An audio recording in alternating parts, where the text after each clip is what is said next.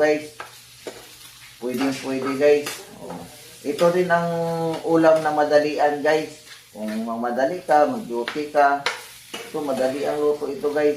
Simple lang at saka madali lang, hindi hirap-hirap lutuin. Oh, di ba guys? Oh, ganun ang diskarte dyan guys. Kung lima nag-duty ka, opisina ko, kung ano mang ginagawa mo sa araw-araw guys, na medyo madalian guys. Dito guys, ito lang, itlog lang guys. Ganito lang gawin mo guys. Nandiyan, may ulam ka na guys. May makain ka kaagad. Oo. So, ganun ang diskarte guys. Madali ang luto guys. Ayan. Simpleng luto pero masarap. Ito lang guys na simpleng luto na ulam guys. Na masarap guys. Ayan guys. So, ito finished product ko guys. Na ginisang itlog. Ayan. Scramble guys na itlog guys. Ayan o.